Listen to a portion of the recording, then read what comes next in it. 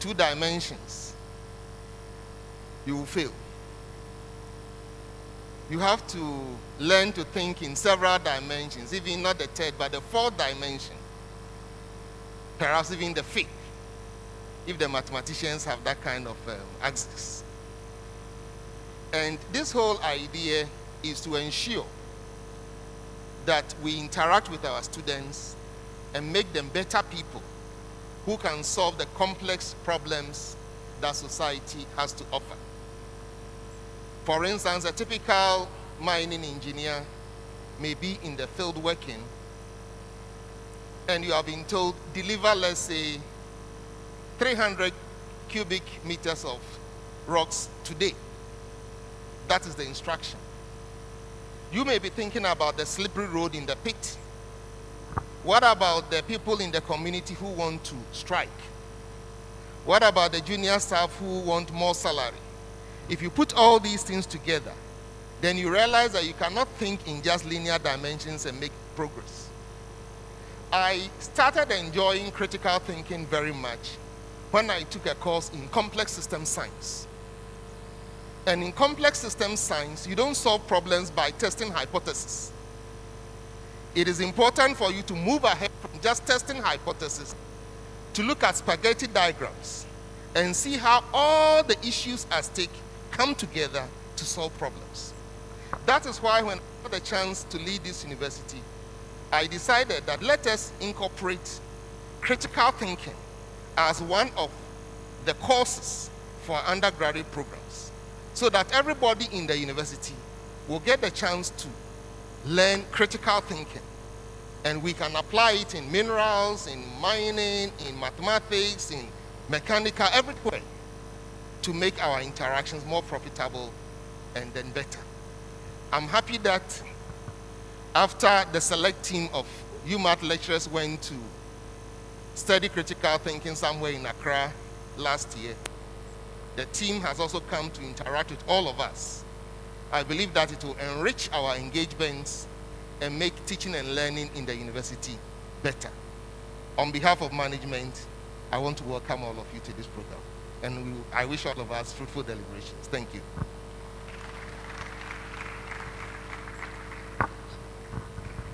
Thank you very much, VC, Prof. Richard Kwesi Amankwa. Without wasting my time, we would move on to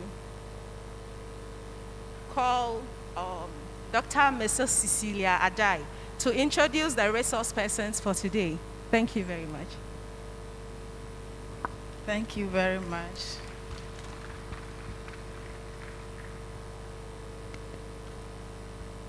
Our resource persons are all from University of Cape Coast. They are all learned people. They have done a lot of research in their various fields. Time will not allow me to say so many things, but the few things that we need to know about them, I'm going to say it so that we see that we are here blessed to have people like that in our midst. The first is Dr. Anthony Kumson. Shall we see you?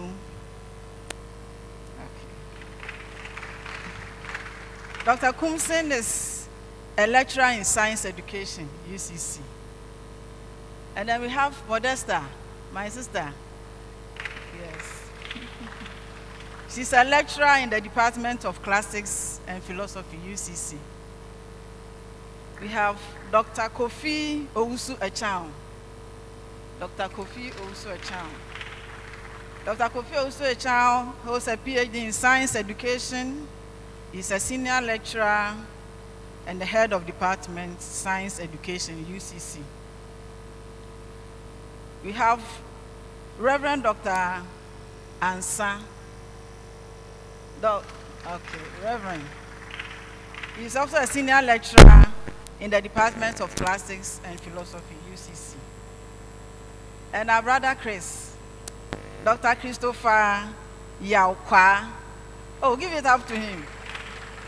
He's a senior research fellow at the Institute of Education, UCC. He's done a lot of research in what we are coming to do today, and we are blessed to have them. The last is my own sister. The last on my list is my own sister. She's my sister because when I was teaching in Wesley College, she was also teaching at Akokari Training College. And we used to meet at conference markings. We were marking the same subjects. Professor Christine Eduyeboa. And she happens to be the leader of the delegation. She's an associate professor of higher education, higher education and teacher education. He has a PhD in higher education from the University of Sussex, UK. She has conducted a lot of research in higher education and critical thinking and all, and has published in over 20 international and local journals. So we are blessed to have them. Shall we put our hands together for all of them? Thank you for availing yourself to give us the knowledge that you have acquired. UMAT is grateful. Thank you.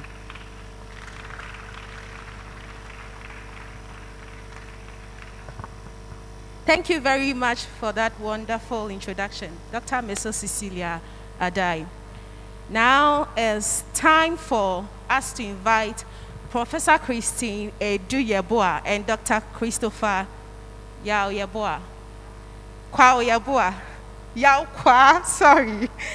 Okay, I nearly made it to it. They are going to talk to us about the pedagogies for critical thinking, the implications of project findings for higher education policies and practices in Ghana, Kenya, and Botswana. Let's welcome her.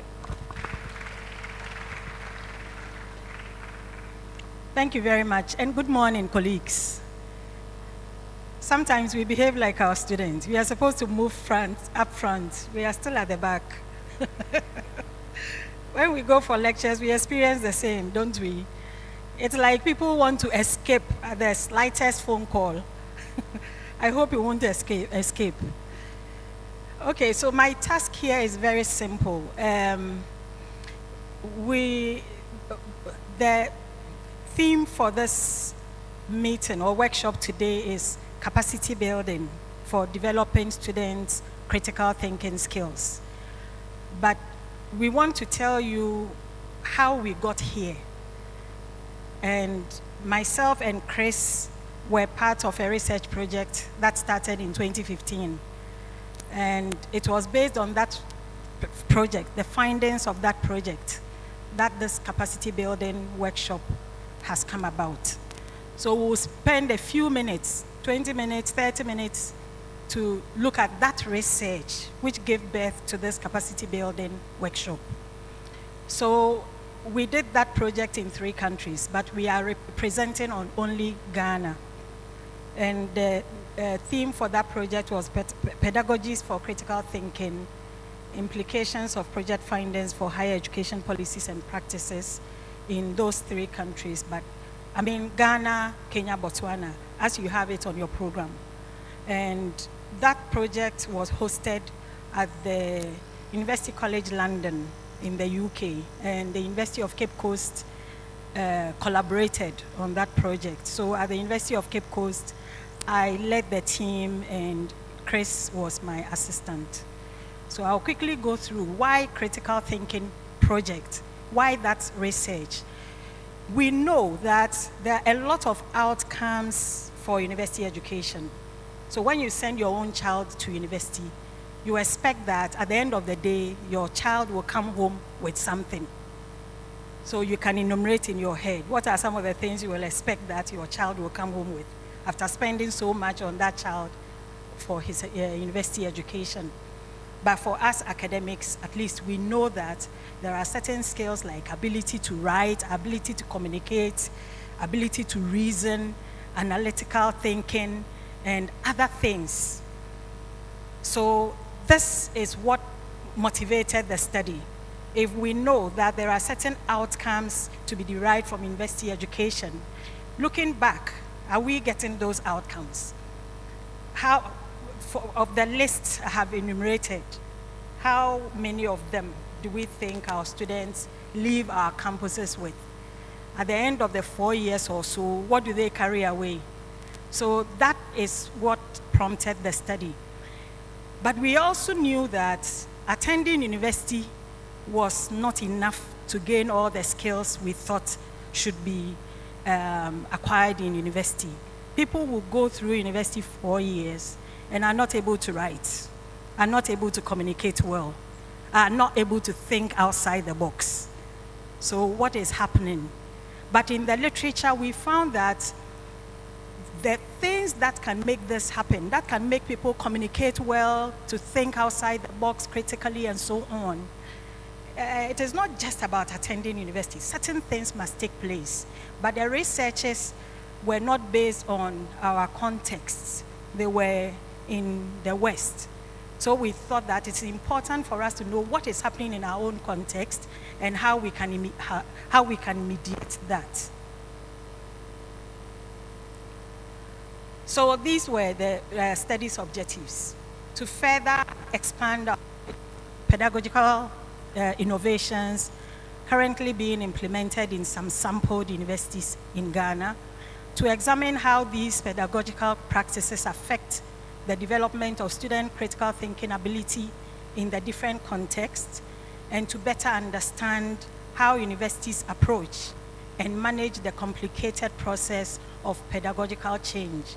And you know, for us academics, it is not easy for people to accept change readily. So it was important for us to see whether there are some innovations taking place in our context and whether it is getting the necessary buy-in. Now, this is how we define critical thinking in that research project. And it was based on June 2010 definition. It is considering an issue from multiple perspectives, and I've highlighted certain terms, multiple perspectives. So when we go through this, ask yourself whether we are helping our students be able to do these. Look at issues from multiple perspectives, critically examine evidence, value claims that are backed by appropriate and adequate evidence, reasoning objectively and dispassionately, and arriving at informed judgment and decisions. So we ask ourselves, are we academics able to do this? And are we able to impart same to our students? Are students able to take issues, look at issues from multiple perspectives, value judgment, look at evidence, and make informed judgment? These days, we have so much on the internet. Is everything we have on the internet, true? For want of a better word, let me say true. And if we want to see whether what we see every day is true or not, how do we do that? How do you check whether what you are reading is real or is true? How do you check? So we should value evidence that will help us make informed judgment. Now, this is the conceptual framework. I'm sure you can't see, but I'll summarize it. We had our understanding from the literature that for something to happen in a university, in a faculty, in a school, in a department, a certain culture must take place, a certain culture, a certain way of doing things. So in your department, there must be a way of doing things which all lecturers will subscribe to, a way of doing things which students will fall in line. And that way of doing things will create that environment which will help lecturers to operate. So that is one of the things that guided the study. There must be a way, a departmental culture that frames or that produces a kind of environment for us to operate in. Again, there must be some inputs for this study in the form of lecturers and what we bring on board, and then students and what they also bring on board. Students bring something on board. Students have knowledge, at least they've gone through all the cycles of education before they got here. So they know something. So what are we using, or how are we using what students bring on board to affect how we operate? So those are the two inputs: lecturers, students critical thinking ability as they enter the university, and lecturers' attitude and teaching orientations. Lecturers' own critical thinking ability. These are the inputs that will help a department operate or to have develop a certain culture of critical thinking in our department. And these ingredients will lead to student engagement and their acquisition of critical thinking. So we designed the study.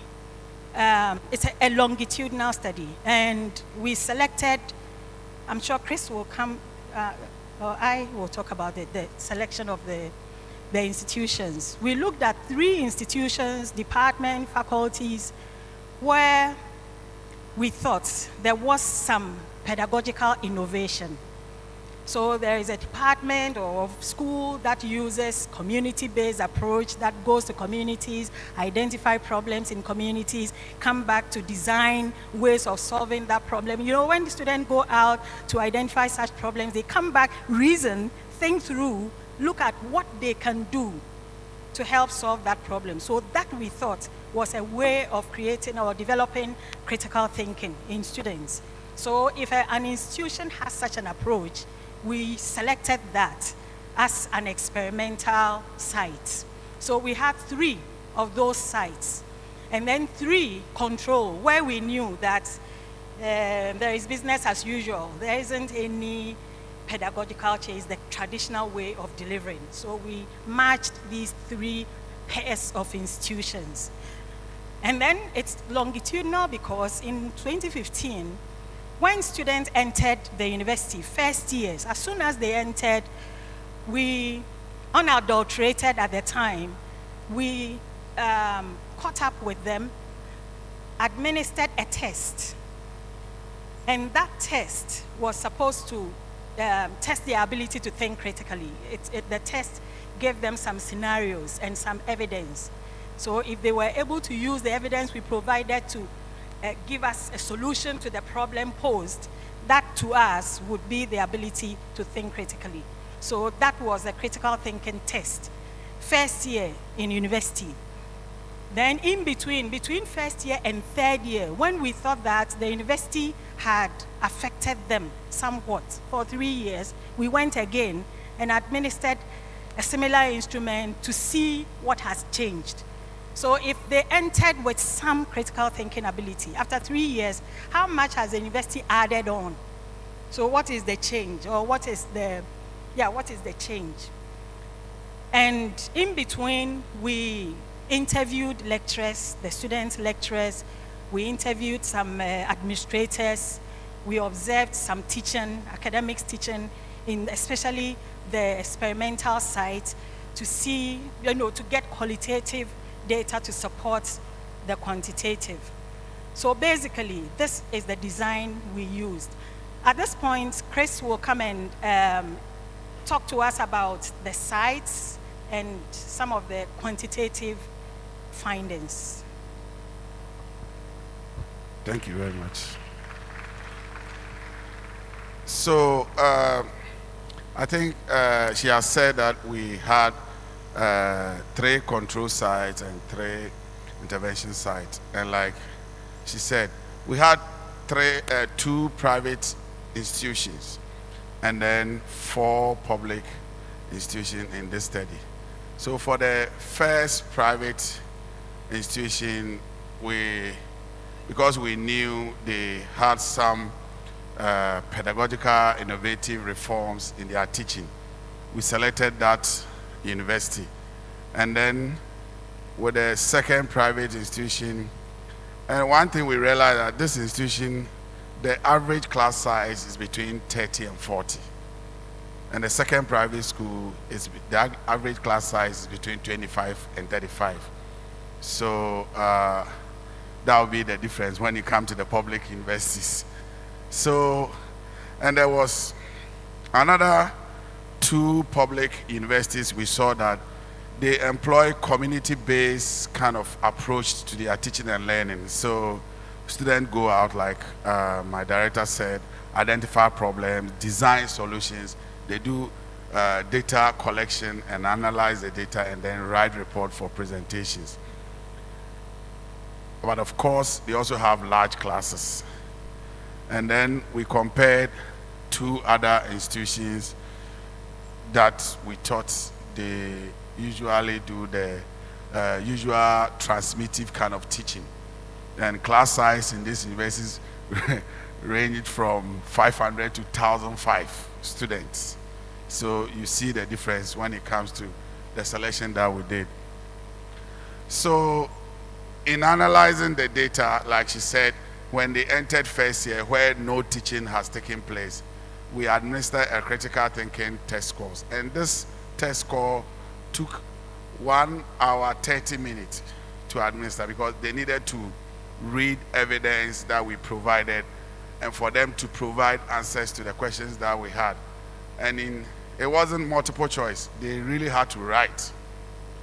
So, and in that answers they gave us, there was no wrong or right answer, but how you argued your case out with some standardized rubrics that we used. And then in comparing the result, we were able to contextualize their background characteristics. So the institution that they've attended, that is the school, SHS they attended, the results that they used to enter the university, the student socio-economic background as well. And also another important thing that we did was their orientations to learning. And in that we have what we call the deep learning, and then we have the surface learning. So we all this were able to regress and get some of the things that could predict their critical thinking scores. So this is what we did. We did what we call difference in difference analysis. If you look at the graph, the baseline score will be the S1 and the P1. And then the end line score will be the S2 and the P2. But we actually wanted the difference in that difference, and that is between the P2 and Q, to see what the university has been able to add to their critical thinking ability skills. So this is the example of one of the instruments that we use. This is the approaches to learning. And also, at the end of the 3 years, we administer another questionnaire called the Student Experience Questionnaire to really look at the kind of experiences that they've gained in terms of class discussion, in terms of presentations, in terms of collecting data and all that. And that gave us the leeway to get a lot of factors that could predict these scores. Now, this is a graph by Ghana. We are zooming into Ghana. So we have Ghana Private A. So this is a private school. The blue line, the bars is the expected score, and the red is the actual score. So if you look at the Ghana Private A, the actual score is higher, very higher than the expected score. But the rest of them, if you come, it's the opposite.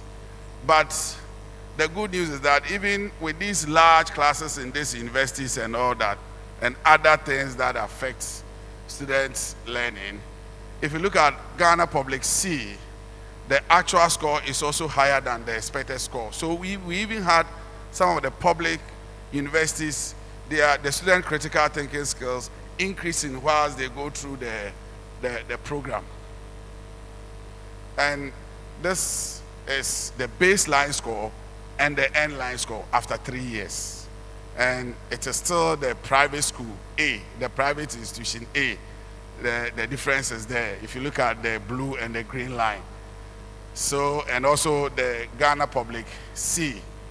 So this gives us the indication that the kind of pedagogies that we implement and then we engage our students in has a lot of effect on their critical thinking ability scores. So the details of all this, we have a lot of publications on that, and I'm sure by the time we leave here, I will send you the links that you can read more about this research. So I'll hand over to Professor to continue to end this for us. Thank you. Okay, so for the qualitative study, we did 3 levels of analysis. First, to describe the intervention sites. Second, to compare the intervention sites with the control sites. And third, to integrate the two, the quantitative and the qualitative for the sites. I think from what Chris presented, we could have ended the presentation there to show that something happens in universities. The end line scores in some of the universities dropped. I think one particular university. So it means that the student enters with something, some ability to think critically. But at the end of the 4 years, the university had killed it. That is what it meant. Because of, things like true and poor, as we know students are familiar with, and other factors. So some of the qualitative findings are as follows. That interventions were implemented at all the sites. Interventions were implemented, yet there were inconsistencies in the way they were implemented. Sometimes individually people do, and as we are here, academics, different people have different ways of doing things. So we may not say that UMass has a particular culture of teaching. Even if UMass has a particular culture, some individuals may vary, or some may do it better, or drop it, do the way they please. So this is what we found. And in some sites, misalignment between innovative pedagogy and examination. You see, you teach in a certain way, and we expect that you should assess in that way. So if you teach students how to think critically, shouldn't you also assess with tasks that will let them think critically? But sometimes it's the other way. You teach in a certain way, and the way we assess, it's not reflective of how we taught or what we expect the student to exhibit at the end of the time. And then in some sites, Chris talked about large class sizes. There were structural or infrastructural barriers. So the interventions didn't work properly. And again, in terms of the reform process, there were not clear-cut reforms in some institutions. But some still, things stand out. Like in some cases, the lecturers obtaining support from central administration, which means that the university supports the innovation so much so that it gives all the support lecturers need for them to implement. Another finding is that in some of the control sites, we thought that business was as usual. There was the traditional transmission approach. But in those institutions, they also used learner-centered approaches. They had class discussions, group projects, multiple assessment points, open-ended examinations, and so on. So even though we entered thinking that the intervention sites were the only places we will find these, approaches to developing critical thinking, we also saw that the non-intervention sites also used some of those same approaches. And these are some examples, of the teaching orientation, whether you facilitate teaching or you transmit knowledge, and the extracts from the interviews that show these orientations.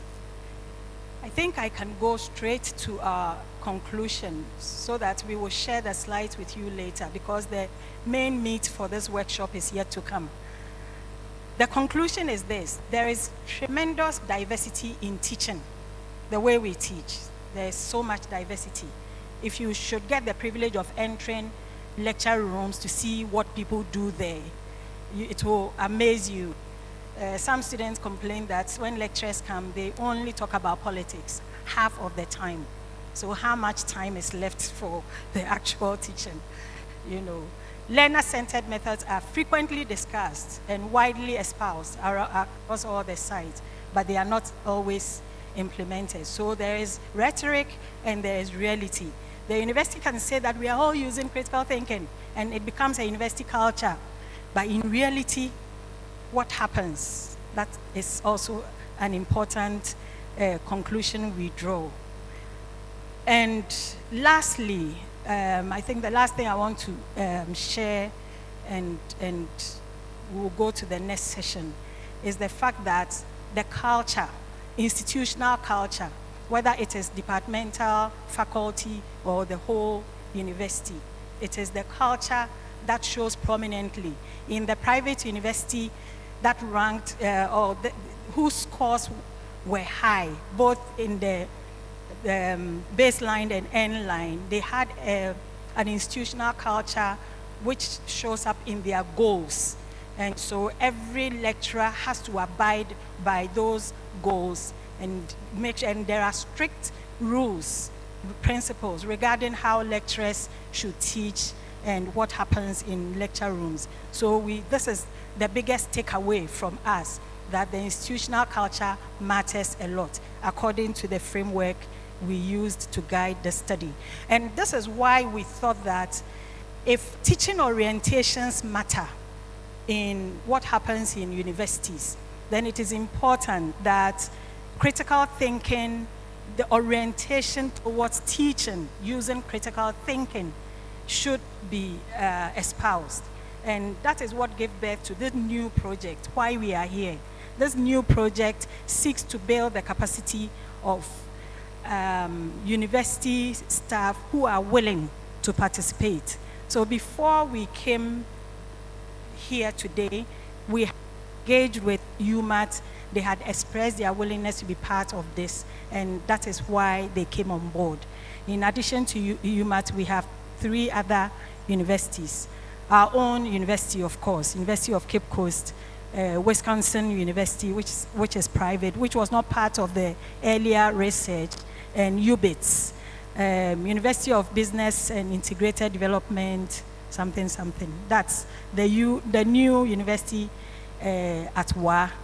So that is the other university, making it 4 for this project. And we hope that at the end of the year, it will be possible for us to see, the impact of what we are doing today on our teaching.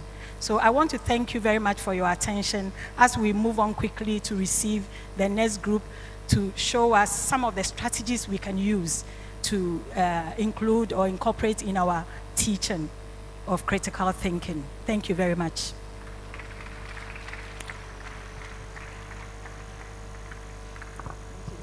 Thank you very much, Prof. Christine Edu-Yeboah and Dr. Christopher Yao Kwa for sharing with us your findings on this wonderful research. We are grateful. We will now welcome Reverend Dr. Richard Ansah and Ms. Modesta Mensah to give us their talk on developing critical thinking skills in students. Thank you. Let's welcome them.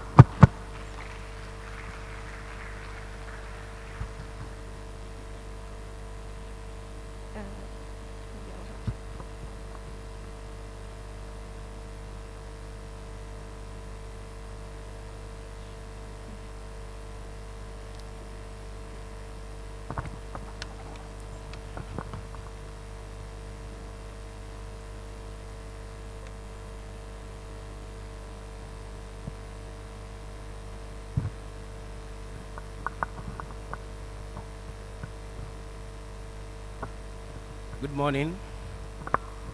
I would like to associate myself with whatever protocol that is already established. Yes, so we would follow up immediately from where Prof and Doc presented. We, and I'm referring to myself and my dear sister and colleague, Madam Modesta Mensah, we are presenting on how to develop critical thinking skills in ourselves and in our students. We believe that every academic, scholar, student needs critical thinking. And so we first would have to develop in ourselves, then we are able to develop in others. because you can't give what you don't have. So you need to have it first, then you can give unto others. We're going to do it in two ways. First, we shall give the main content, and we refer to content as exactly what critical thinking is. What are the things we need to do, the pillars, as it were, the things in critical thinking that will enable us to develop same in us, critical thinking, and transfer to our student. So that is the content. And then the second part, we shall do activities. Some 1 or 2 activities to help us remember the things we have discussed. So I will look at the content, Maud will look at the activities. Now,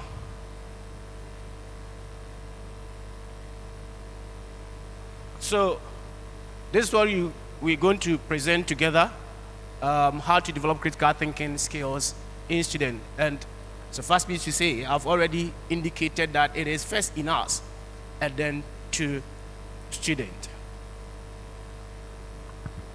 You may want to brainstorm. You may want to ask yourself, what exactly is critical thinking? And why do we need it so much? Today, in the world in which we are, and Prof hinted at it briefly, if you are not careful, it is either you are going to be gullible, in which case you are accepting anything, or you are going to be overly critical, in which case you reject everything, or you become agnostic. Whatever thing that is true or it is false, anything goes. So which way you go depends on how much information you have. So you may want to brainstorm to find out what exactly are the things that we need to have. So we have put there some synopsis, just synopsis, brief ones, to tell us exactly why we need this thing very, very much. The first we have put there is critical thinking has become very important in the world today, especially because of information technology and information dissemination. I have a friend, a pastor friend, and he uses averagely 400 gigs. I'm talking about gigabytes, data every week. You know why? He downloads everything he sees on his phone. Once it pops up, he downloads. Sometimes he downloads files that have 300 megabytes, 200 megabytes. He downloads. And he believes everything.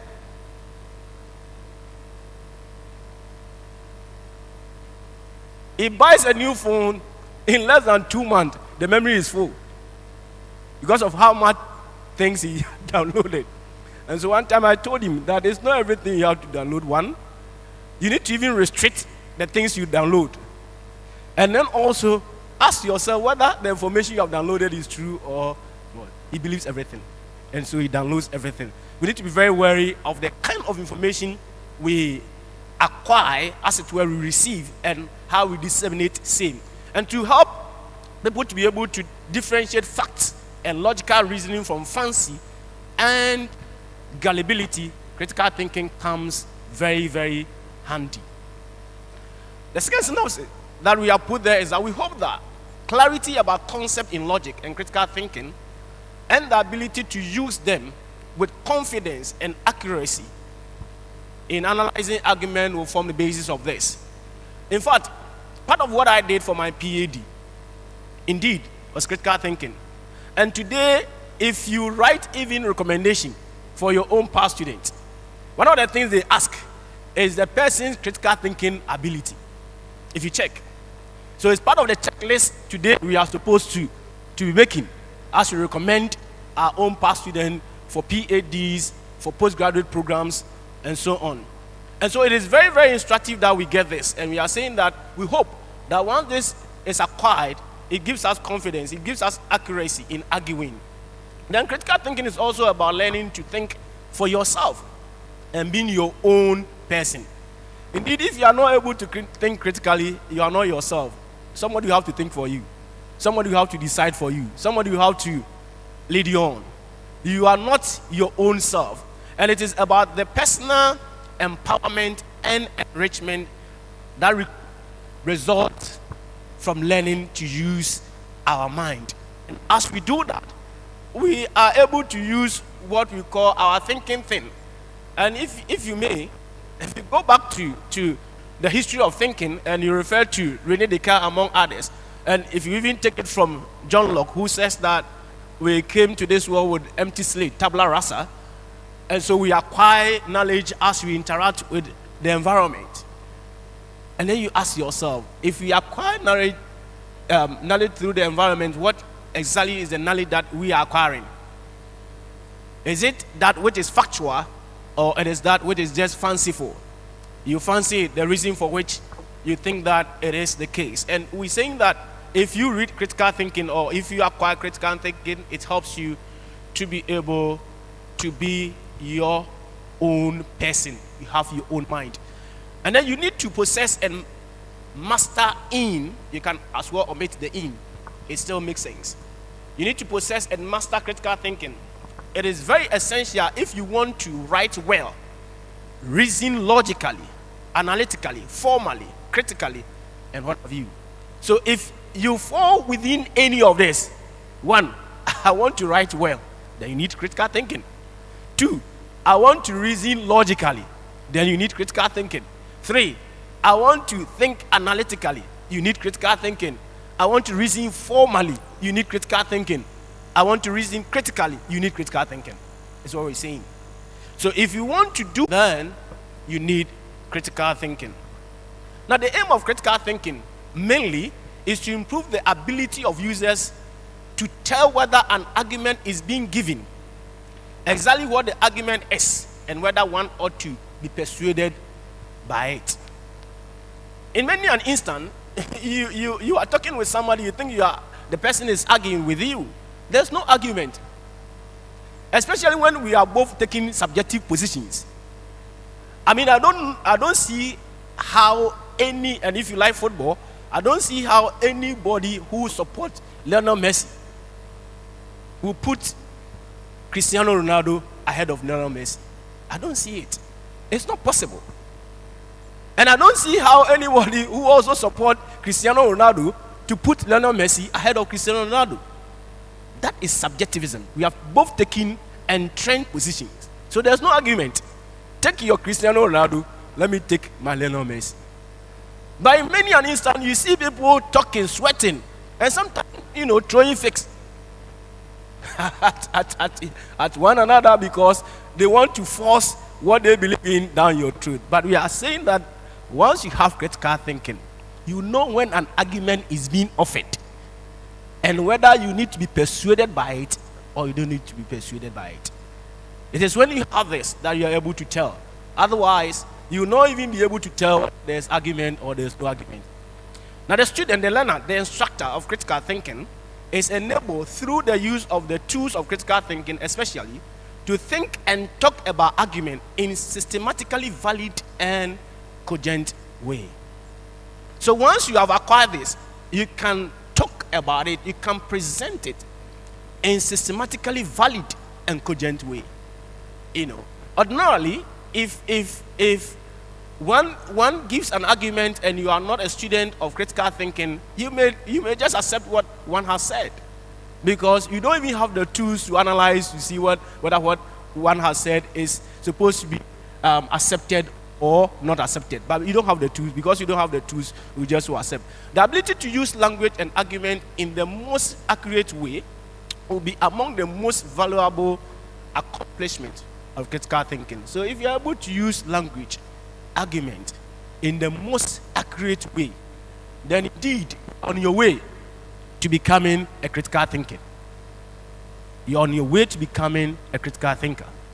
If you're able to use language and argument well. And we ask ourselves, how many of us are able to use language and argument well? How many of us? Today you have postgraduate students to the level of even PhDs who cannot do analysis of data. And so they would have to pay people to do analysis for them. And if you can't use the tools, then how do you call yourself a scholar? You can't use the tools. You can't call yourself a scholar. Now, so critical thinking helps the learner to realize that language used in everyday conversations, discourses, arguments, are mostly, if not always, laced with fallacies, which obscure and distort clear and factual judgment. Indeed, if one is skilled in the use of critical thinking, one can always bully one's way through. All I need to do is to create a small screen. Create a small screen, power the argument, so that you even forget where I began from. Or better still, engage in red herring. By the time I end, you wouldn't have known why I've landed where I've landed. Or if you like, maybe use straw man. And so all these are ways of trying to take your mind off the real issue. So if you are not aware, how are you able to tell whether the conversation is laced with fallacies or not? So these are synopses that we have generated, and then we feel that they will help you to appreciate why you need to acquire critical thinking skills in you and recommend same. Having looked at the synopsis, what then do we say critical thinking is? Recall that Prof gave some brief definition of critical thinking from John 2010. Recall. We want to expand that definition, and then based on that expansion, give the thematic areas we think that if you're able to acquire these thematic areas, then we are now our way to becoming critical thinkers. So based on this definition, we are proposing that once we are able to get this, and then base the definition on the thematic areas, we are not far from becoming or being called critical thinkers. So critical thinking refers to the ability to analyze information objectively and make a reasoned judgment. Simple. So you see, it follows exactly what Prof gave. Analyze information objectively. It doesn't matter which information. It may be a religious information, political information, football, generalizing, sports information, school information, any kind of information, to be able to analyze it objectively. And so that it doesn't matter whether you're a Christian and something is happening which is untoward in Christianity, you should be able to analyze that objectively. This is what we are saying. For as long as you remain in the subjective mode, you are not arguing. Note, there's no argument in subjectivity. We have both taken our position, and we don't want anybody to influence the position we have taken. That is not critical thinking. So you are able to analyze information objectively and make a reasoned judgment. Then we are saying that you have acquired critical thinking skills in you. Manage this. Gather the information. Analyze. Make informed judgment. That is critical thinking. To be able to do this, we think that there are 5 thematic areas that we need to acquire. And these areas, you cannot leave any of them out. So the whole enterprise of critical thinking is based on these 5 areas. All others will be included in same. So we may not be able to tell you everything as far as the 5 thematic areas are concerned, but any other that you read after here, we are proposing that they will be based on these 5. That is the proposal we're giving. And so these 5 thematic areas are, the first is to acquire analytic mindset. That's the analytic nature of critical thinking itself. Very, very analytic. Then also communication. It is one thing having the information and another being able to communicate the information. So it will not be enough to have the information and not being able to communicate the information. Assuming without admitting that I had all this information, that Modest, Prof, and all those of us who came, we got this information and we're not able to communicate, pass it on to others, what will be the use of the information? There will be no use. So communication is very, very important as far as critical thinking is concerned. Then you need creativity. Creativity. If there's anything we lack as a people, maybe creativity will rank first or amongst the topmost. Then we also need open-mindedness. In religion, you may call it using the principle of epoche. Sometimes you need to bracket your faith. Sometimes you need to bracket your stance. You need to bracket your position in order to accommodate objective reasoning. So that if you can accommodate objective reasoning, it is only instructive that you bracket your faith. Open-mindedness is what you need. And the fifth is problem solving. These are the 5 thematic areas. The analytic nature of critical thinking itself, communication, creativity, open-mindedness, and problem solving. These 5 are the thematic areas that we need if we have to develop critical thinking skills in us. So, quickly, a summary of it. The analytic nature of critical thinking itself, and in some circles you will say the analytic nature of the mind. You need communication, you need creativity, there's open-mindedness, and then there is problem solving. Each of them has been expanded. So we've taken each. The first is developing analytical skills in yourself and in student. That's the analytic nature of the mind. So we as instructors of critical thinking and students in general should be analytical. We should be analytical. One of the things students don't like about me, and they always will tell you, they don't like about me, is that they always say my questions are too difficult. And Prof, why they say my questions are too difficult is that I don't give questions that you can just recall and then give answers. I don't do that. So they don't like it. So they always complain that your questions are too difficult. The questions are what they call application. You know, most students don't like that one. They don't. They don't like it when you ask them to apply what they have acquired. But that is why we are asking that we should be analytical. Allow them to analyze. Allow them to. And so you don't reduce yourself and the teaching, the impartation of knowledge to some design and as it were, rigid marking scheme, so that if somebody comes with a view that is even close, no, this one is not in the textbook. You can do that. You don't do this one is not in the textbook. When you do that, then you are not allowing, giving space for analytic thinking. You know, our colleagues will speak more about them, how to deliver, so that we don't want to go there. Now, part of critical thinking is the ability to carefully examine something, whether it's a problem, a set of data, or a test. Now, people with analytical skills can examine information and then understand what it means and what to do with it if you have it. You can get information, know the information is, what to do with it. How do you do that? The first you do is asking thoughtful questions that are thoughtful. And so it therefore means that some questions are not thoughtful. Some questions are really, questions that, if you like, somebody may just give one answer, and you should take that answer. Just yesterday I asked a course rep, how many courses are being given for a particular course on a timetable?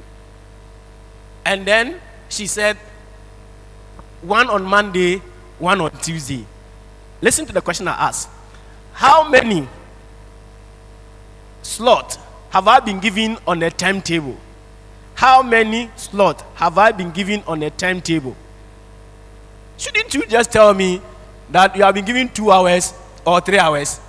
And the answer was 1 on Monday, 1 on Tuesday.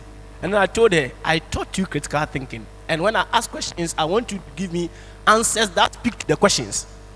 not answers that try to describe the question. So the answer she gave was describing. It was not answering, speaking to exactly what I was asking for. Now, that is even a straightforward question, asking for a straightforward answer. But sometimes the questions we ask, one will want to ask whether indeed this question, what does it have to, what relation does it have? And we go around to assess people's questions. Well, let's leave that for the next group to do, and leave so much room for you to desire. So the one that we have put there is asking thoughtful questions, and we've given a lot of meanings and examples that you can take as what we mean when we say asking thoughtful questions. Those examples and meanings we will not go through because of time. The second is analytical skills will allow you to analyze your own data. We have said that today what is happening is people cannot analyze their own data. In some cases, they don't even collect the data themselves. And so that if you're an external examiner to Viva, sometimes you are surprised that the person defending his own so-called thesis, dissertation, is unable to speak to the issues. And you ask questions, and you are surprised. And the person feels that you are worrying him or her. Why would I come for your Viva and I will not ask questions? And if I ask questions, you think that I'm disturbing you. Developing these skills will help you to be able to analyze data. It will help you to be able to also always desire to seek information.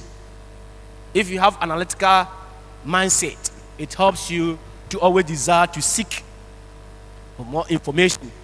Also, you'll be able to interpret information so that you don't seek for the information, but you'll be able to as well interpret the information. And then you'll be able to judge whether you should be persuaded by it or you should not be persuaded by it. So it helps you in your judgment. And remember that the conclusion of the definition of critical thinking is to help you to be able to make informed judgment. And so once you have these skills, it helps you to be able to judge. Then you also will not just judge, but you can question evidence. You can question evidence. And so why is it the case? Why is it the case that I should believe that when I die, I have another life? Why should it be the case? And on what premise am I concluding that there's another life when I die? Now, you may not be able to, as it were, get a scientific proof for it. But at least you can get information that will help you to better understand why you should believe that when you die, there's another life for you. And so that you just don't accept because somebody has said it. Then, we are also able to recognize differences and similarities when we have an analytical mindset. And then also, we are skeptical about accepting and rejecting positions. Skeptical. Developing skeptical mindset can only happen when you have good information. Otherwise, how do you develop that one when you don't have good information? So that is the first, the analytical skill. The second is develop communication skill in student in ourselves. Communication skills. We have already said that it is not enough to get the information, but you need as well to communicate the information. So often, you will need to share your conclusions with your student, with your learners, with your listeners, with the audience, among others. How do you share that conclusion? By having communicative skill. Very good one, of course. Being able to communicate what you have. And so that if you have something and you want to share, how do you share? Be able to communicate. So one, you need to be able to communicate the information. Two, you also need to engage. You need to engage, and so that communication should as well be engaging. If I stand here and I talk, and you don't understand anything I say, there's no communication. Is there communication? And I want to hear from you. Is there communication? If I stand here and I talk, and you don't understand anything I say, is there communication? No, there's no communication. And so I need to say things in a manner, in a way that you understand, so that at the end, I will say that I've been able to communicate the information to you. And then you might also need to engage, as I said, and then also you will need to work with others and communicate effectively. We are working with others. We are colleagues. And then our main target, the imparting knowledge, the student. So we are with our student. I have information. I'm working with the student. I need to be able to communicate the information to them. Now, under the analytical mindset, we said that you need to ask thoughtful questions. And communication, you need to ask important questions. So sometimes some of the questions we ask may not be too important. Again, our colleagues will talk more about questions, so we'll leave that.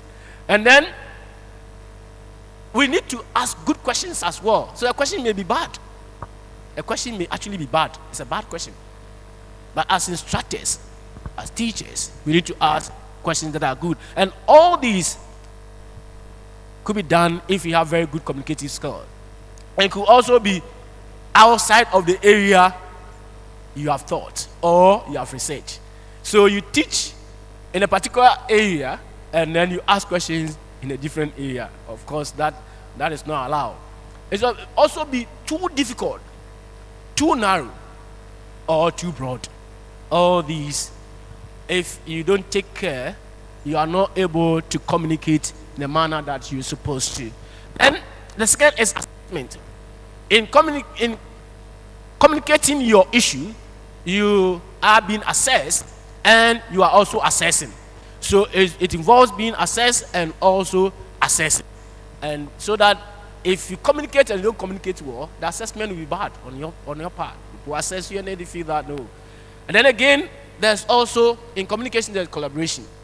What others have put there, what you are adding to it. Is it subtracting from, if it's subtracting from what is already there, what reasons do I have to subtract from? If I'm adding to, what reasons do I have to add to? All these form part of communication. Then explanation. Explanation itself can lead us to committing fallacies.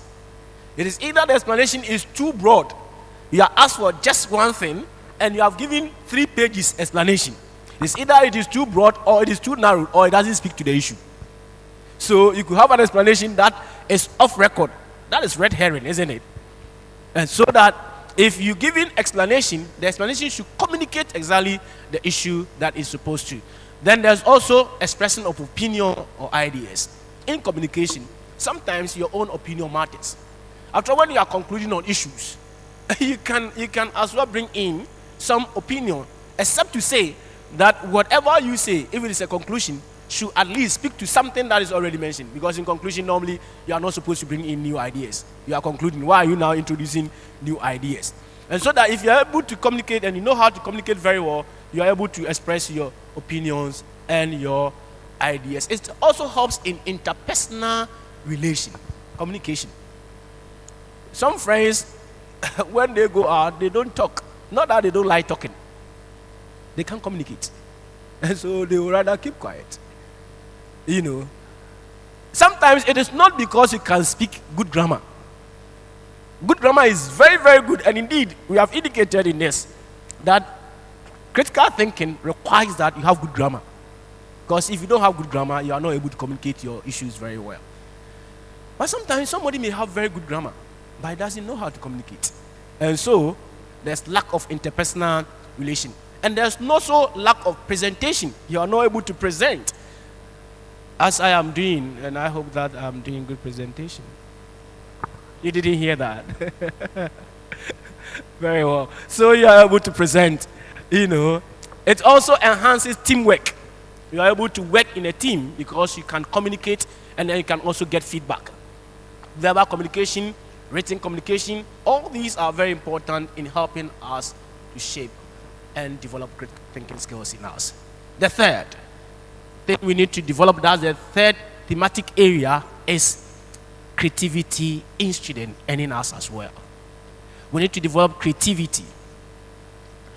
Now, you might need to spot patterns in the information you have acquired and looking at or come up with a solution that no one else has ever thought of.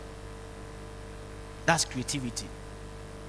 You may sit down and design something that even though it may be there, what you have designed is so different from what has always been there. That is creativity. Or you may introduce something that is almost new into your area. Creativity. And to be able to do that, it requires one, conceptualization. He cannot be creative when he can't conceptualize. Develop concept in mind. And so in our bid to develop critical thinking skills, we need to be able to conceptualize. You as well would have to be very curious. If you don't ask probing questions, how are you developing the critical thinking skills? Ask questions. Sometimes our children in our homes, and we know how the questions keep flowing. The question they ask, you ask, are they matured or they are still? And in our part of the world, if children become too inquisitive, they become too curious, we think that they are trouble children. And when they ask, keep quiet, Abu Fraba, you are young. Why would you talk like somebody who is old? But we need to allow, we need to engage. Curiosity, indeed, helps us to be creative. Then we also have to be imaginative. The imaginative skill is part of curiosity. And making abstract connections. Making abstract connections. So the question I ask, how do I know that I have life after here? How do I know that I have life? That's abstract. No matter, look, in this case, I cannot have an argument because no matter what I do, I will still conclude on abstractions. Because nobody has been there, nobody knows, nobody can have a scientific proof. So I will still be engaging in abstractions. But as I said, the abstractions will be based on something that is almost very germane. In such a case, you are reasoning and then you are using the creative mindset. There's also making inferences. In being creative, you are quickly able to make inferences. And then you are able to make very cogent and very plausible conclusions, as it were, predictions. You can predict. We have been told again and again in induction that induction was flawed when the British inductive analyst David Hume indicated that because the future will not always follow the past, we cannot conclude that because I saw clouds form today and rains fall, because I saw clouds form and rains fall, if I see clouds form tomorrow, rains will fall. We cannot conclude like that. Because we may see very thick clouds forming and yet no rains will fall. But again, that is the best example we have. And so that ordinarily, because that is the best example, we can predict that whenever I see clouds form, it is likely rain will fall. Now I'll move away from saying that rain will fall to saying that it is likely. Now nobody can charge me if it rains that rains do not fall. So you see the difference. So there's a difference between saying that clouds have formed, therefore it will rain. From clouds have formed, therefore it is likely to rain. So you see that small word, likely, has changed the meaning. What I say. And in doing that, you need this. So that you are creative, you are able to immediately, you can change your conclusions to suit the premise. Then there's also the idea of being visionary. You are also able to synthesize different information. You're able to put them together to form one complete whole. You're able to do that if you are creative. And then I've also indicated that it makes you visionary. I want to wrap up very quickly so that Maud will engage us in the activities. So the fourth, that's but one. The fourth is open-minded. You can as well say open-mindedness. If you are developing classic thinking skills in you, then you need to be very open-minded. And I've indicated earlier that you cannot stay within what you have accepted, believe in, and then you don't allow any other information to get into you if you are open-minded. No, it's not possible. For as long as you remain so, then you are only being subjective. You are subjective, then you cannot gauge in argumentation. So you need to be open-minded. Open-mindedness requires that we are able to put aside any assumptions or judgments and objectively analyze information as we receive. Put aside any form of prejudices or preconceived ideas. You use them only objectively. So it is not to say that you cannot use the information you already have. It's not true. You can use the information you already, but you use them only objectively. For as long as you want to be open-minded. And so you need to be objective, you need to be evaluative, you need to be very, very open-minded. And to be able to do that, one is to be able to embrace different cultural perspectives. Be able to embrace that. How is it done here? Okay, how is it done here? It's a question that if you have a critical mindset, you should always ask. And so that you don't bring what you know only to where your new place, but you find out how things are done there, and so that you are able to, as it were, dovetail what information you have into how things are done there. In other words, you are able to move away from being culturally biased.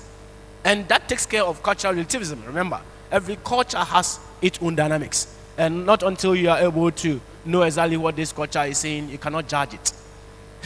I mean, I'm told that in the land of the Eskimos, if a friend visits you, the best thing you can do for your friend is to offer your wife. That's the best place to be, isn't it? You didn't hear that one. Prof is interested. Prof, so I read somewhere that in the land of the Eskimos, if a friend visits you, the best thing you can do for your friend is to offer your friend your wife. At least, for as long as the friend is with you. And so I was thinking that and that friend is to warm your bed. So I was thinking that, I mean, many of us would have loved to be in such a place, right? And so that you visit your friends and you don't allow your friends to visit you.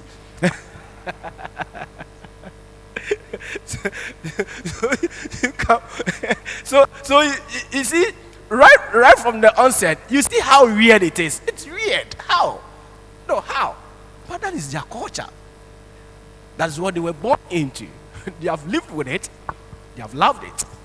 You know, and so open-mindedness helps you. So when you're open-minded and you don't remain only in what you have known, it helps you to acquire new knowledge. So I've taken care of that. I've said that it allows you to take care of cultural relativism. It makes you fair. You have to be very, very fair in your assessment. And so it is not because I am from here, you know.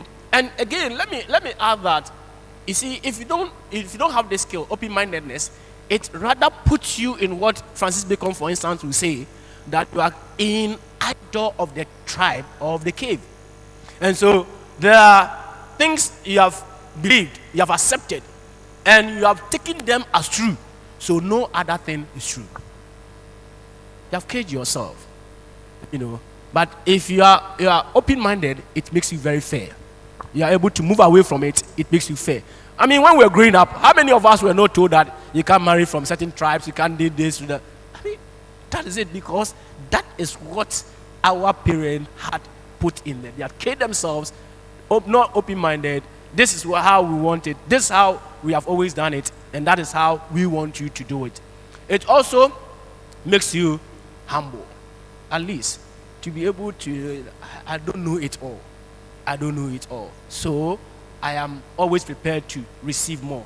It also makes you very inclusive, very, very inclusive. And then objective, we have said that earlier. You are able to observe well. You are able to observe well and then get a lot more information. You are able to also reflect on what you have acquired and make informed judgment. The last is problem solving. Colleagues, if you teach students today, or if you teach our own selves, and we are not able to solve problems with what knowledge we have acquired, then what are we doing?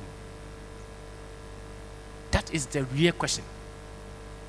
We have taught ourselves, we have taught our students, they are not able to solve problems. What are we?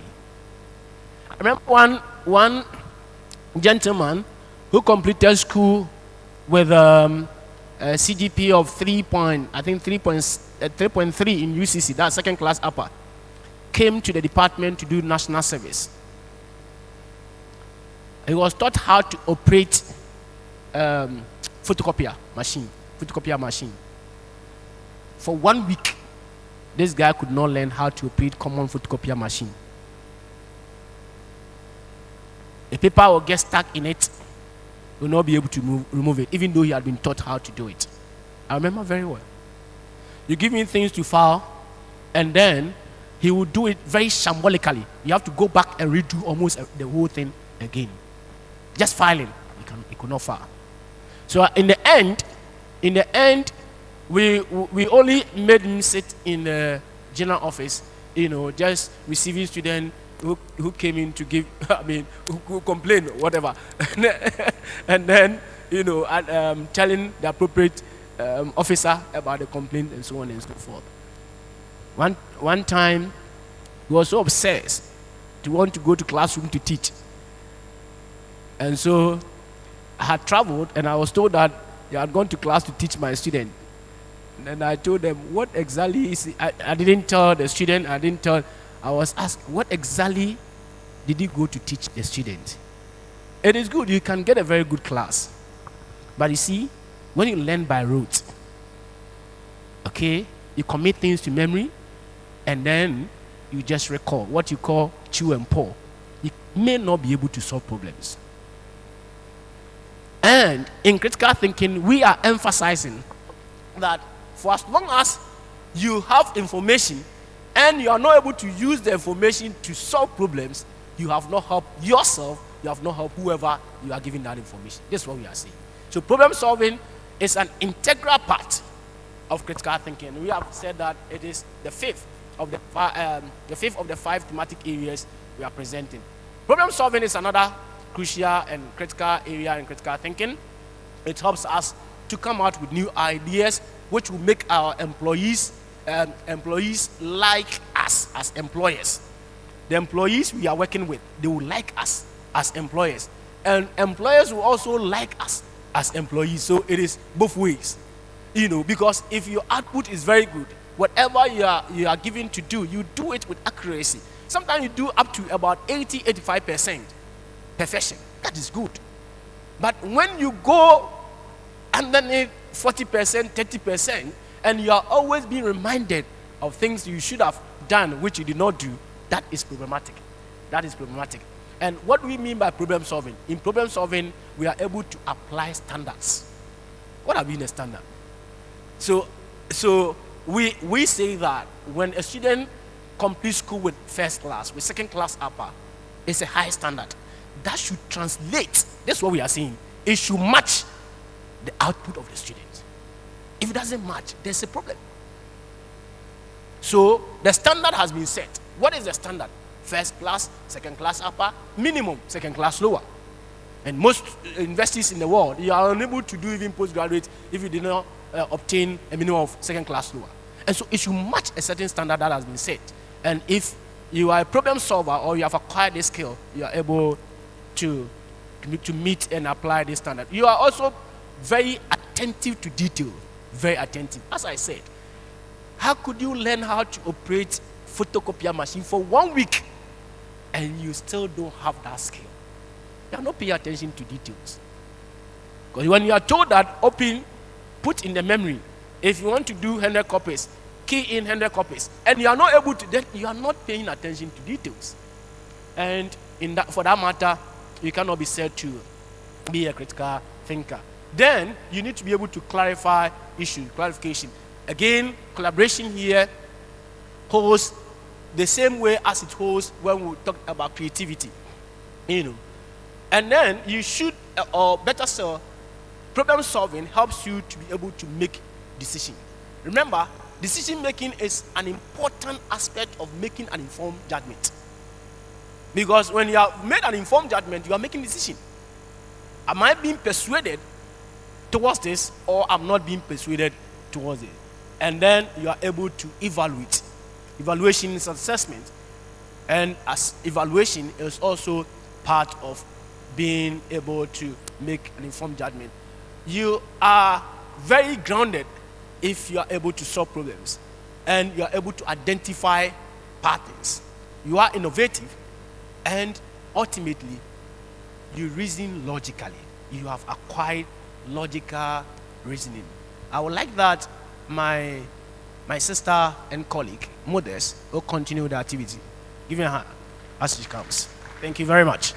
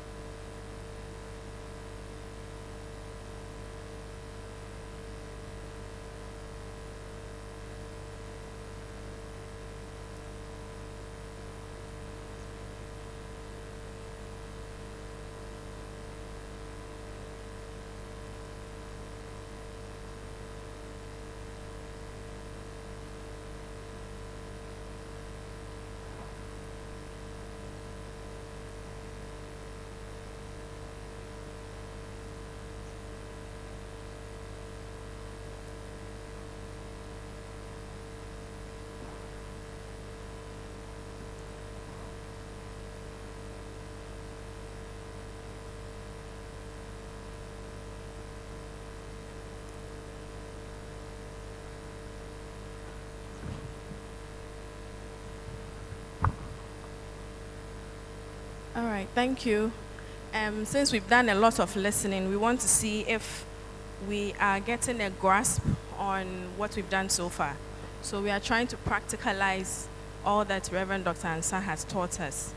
Now, of all that he said, basically what he wants us to understand, and what I also want you to understand, is that to inculcate critical thinking skills in our students, there are 5 things they need to know.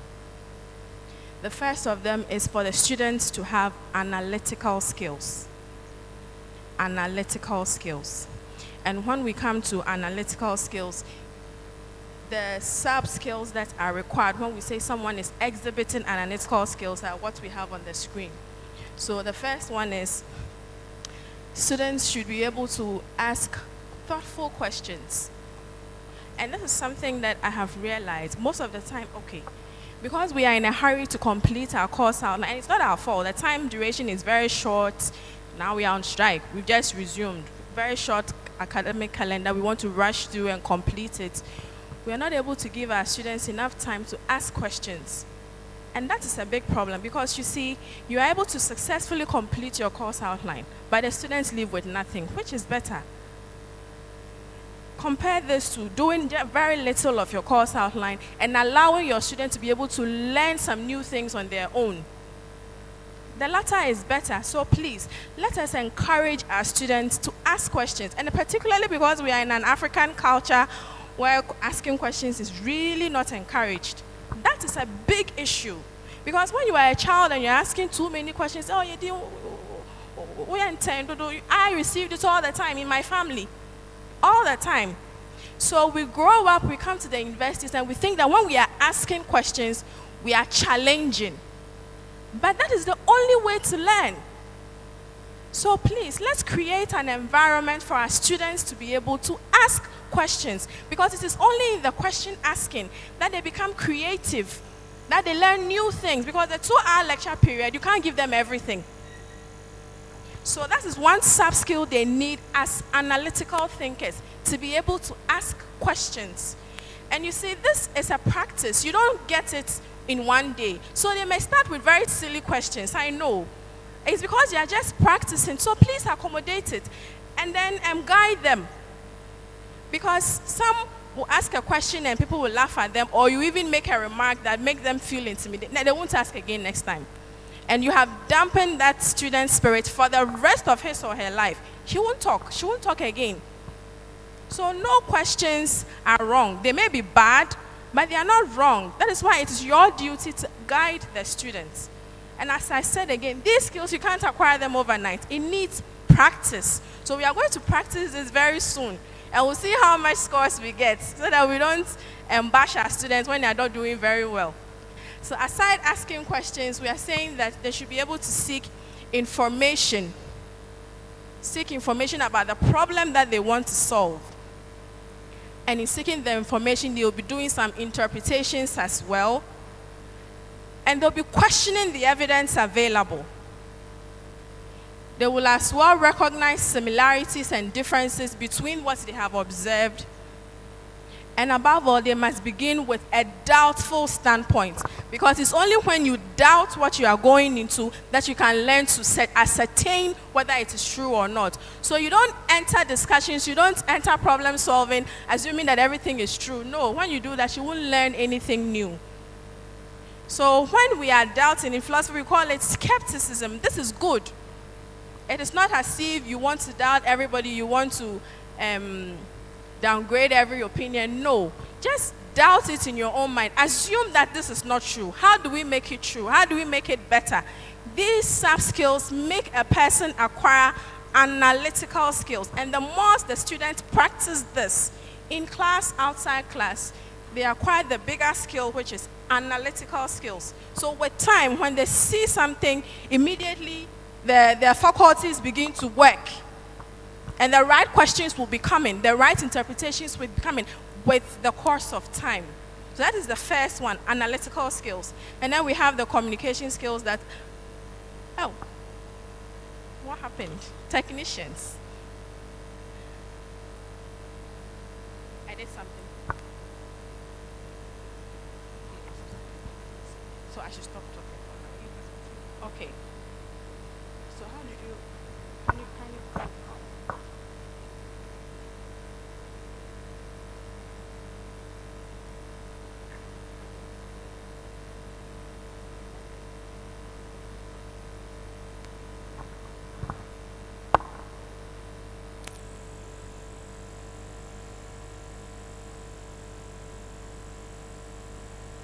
I'm just controlling it from here. I can't see from here. I'm controlling it. This is it. I'll try it one minute.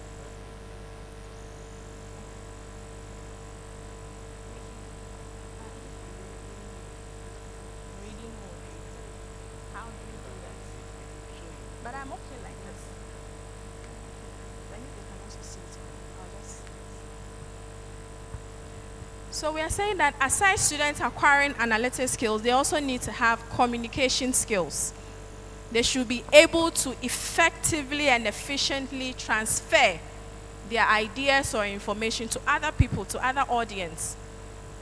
If you are unable to do this, you are not a complete critical thinker, not yet. And in communicating your ideas, of course, you need to ask questions so that whoever you are talking to will know if what you told them sank in or not. If they didn't understand, they can now ask you a question back and you can rephrase it for them. So your audience, which is the students, should be able to ask questions. So you see, question asking at every level is very, very important. And aside asking the connections, they should be able to have good command over the language. That you cannot do without.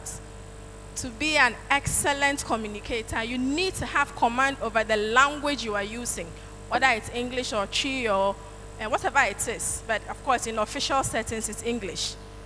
So you need to have good command over the English language. Know the grammatical rules. You should know that you can't do without it. And that is even one importance of critical thinking, which is that it aids clear writing and good communication. You must have command over the language. I don't know if I have, But if you are nodding your head, and I'm assuming that what I'm saying is sinking through, so I'm trying to have command over the language. Yes. And all of this features both in the oral and written communications.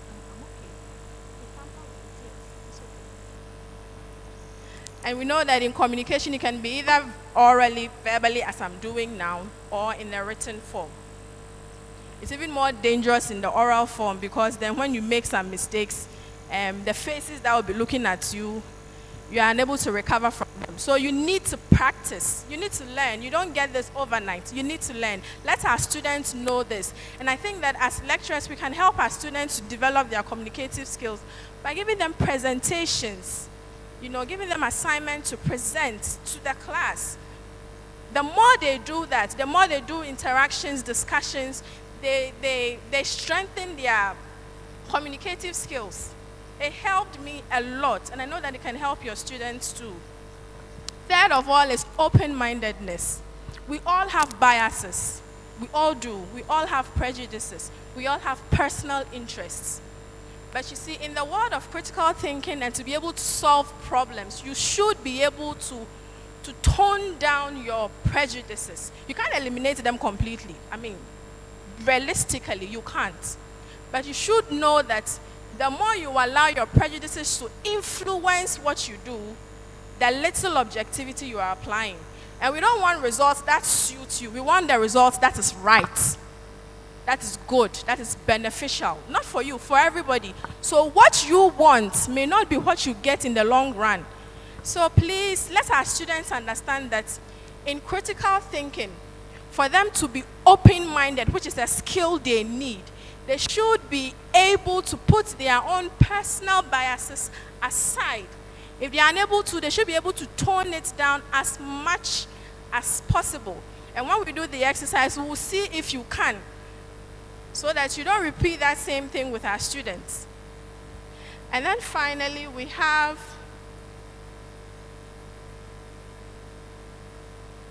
problem-solving skills. So it is equally a theme, a critical skill you need to obtain as a critical thinker. You need to be able to solve problems, because if you can't solve a problem, then what is the essence of the knowledge you have acquired? As Reverend rightly said, you should be able to solve problems. How do you solve that problem? How do you acquire problem-solving skills? The first is you must be able to identify patterns. And this is a skill which you won't get immediately. That's what we must not forget. It comes with time, through practice. The more you exercise the mind, the brain, the sharper it gets. So if you're not using it, it will die. Unfortunately, that is the truth. If you don't exercise it, it will die. So let our students understand that they must not be discouraged when it doesn't work the first 2, 3, 4, 5 times. As they go along, it gets better. So identifying patterns. I have identified a few since I came. And this is my first time in this town. I have identified a few, and I'll share them with you. We must pay attention to detail, yes, like Reverend said. To solve a problem, you must be very meticulous. Pay attention to details. You don't say that, no, this doesn't matter. No, you must know what it is.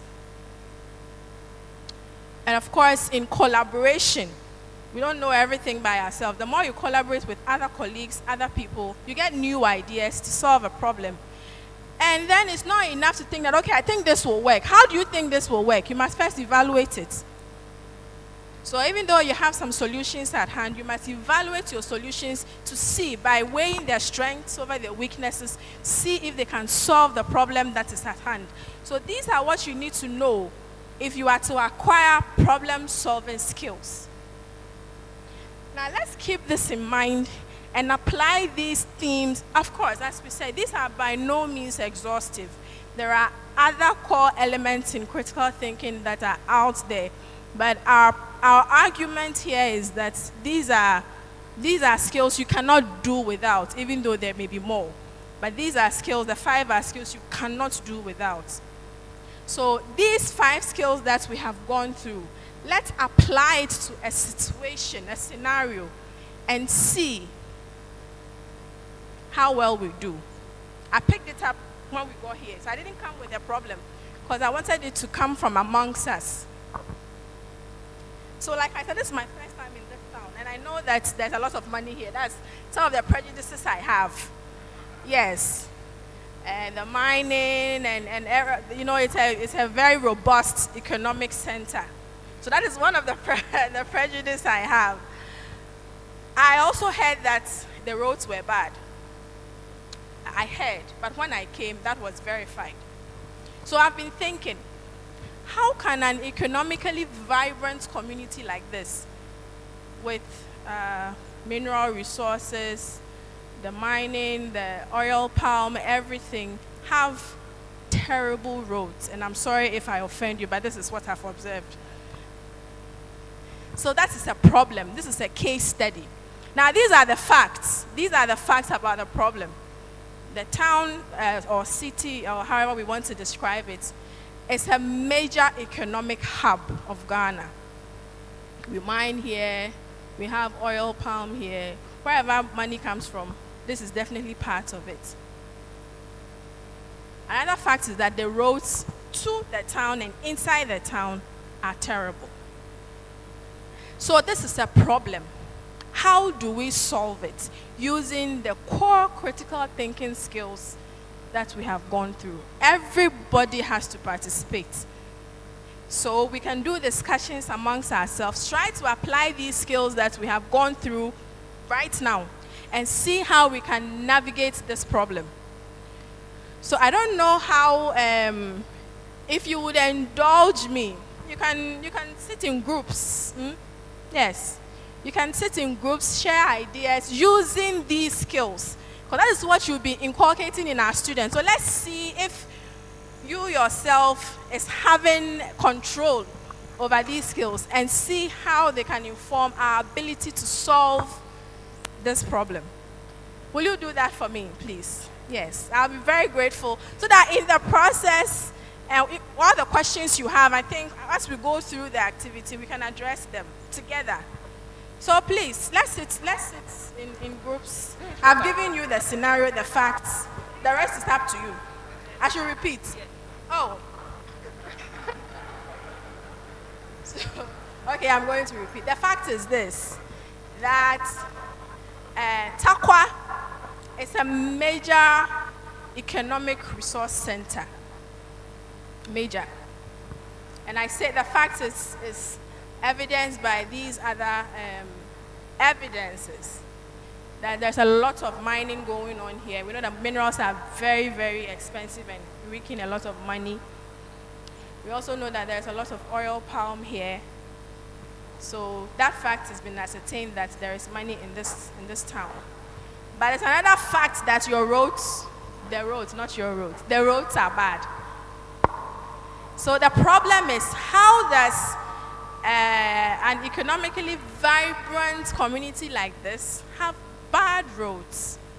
That is a problem. Let's try and solve it with our critical thinking skills. We need to be analytical about our discussions. We need to be able to communicate amongst ourselves. We need to be open-minded. So don't say that you come from Tarkwa, so na madam we pa, then please be open-minded so that we can solve the problem. And you need to be creative. Did I skip that? Creativity, yes. Be imaginative, be able to link new ideas, ask questions so that we can solve the problem. So how many minutes do you need? 5, yes, just 5, so that we can do the question and answers as well. So 5 minutes. Okay, please, as we brainstorm, I would like to put across this announcement. VC would want to meet all staff right after here. VC would want to meet all teaching staff after the program. So please do not go away whilst you brainstorm. Thank you. And all questions will be addressed both to Prof's presentation and their presentation, Prof and Doctor's presentation. Thank you. Come again. Groups, please, the groups. We are doing it in rows, so hopefully we will have many answers. So, rows. We want to group. Okay, then, to make it more active, Yes, each row, so that you can conveniently talk to each other. So please. Presenter, should I start from the back? Should I start from the back? They are brainstorming and answering in rows. Rows, yes. Oh, okay. What is it? It's right, right? That's my part. They got on to so any row that is ready can start. You are giving them 5 minutes. Oh, so once the 5 minutes is up, you can start. That one, right.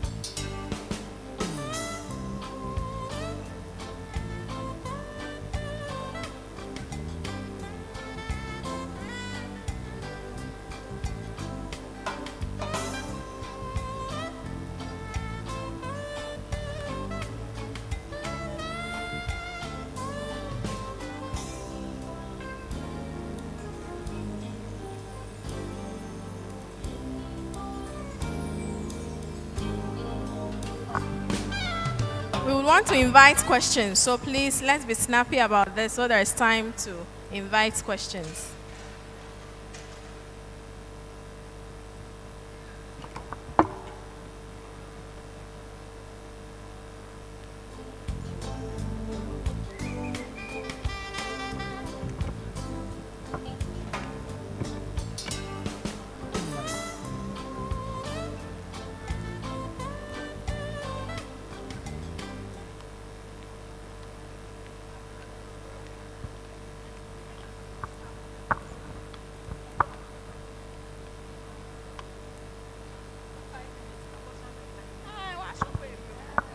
Our 5 minutes is Apple, so we should be ready. Oh, they can, yeah, they can, they don't. So please, any group that is ready, just let us know, we'll come to you. The mic. You have questions? But Yes, so let's we thought we could finish with the assignment and then we can now follow up with questions. The question is a solution. Okay. Yes, I am a geologist, and I've enjoyed these lectures. With regard to the problem of the day, luckily for this area, we have the mineral resources, not one, gold.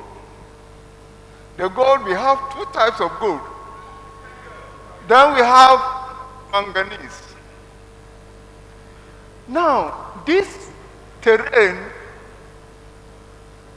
is very, very, very special. The reason why it is special is that the rocks here are a blessing.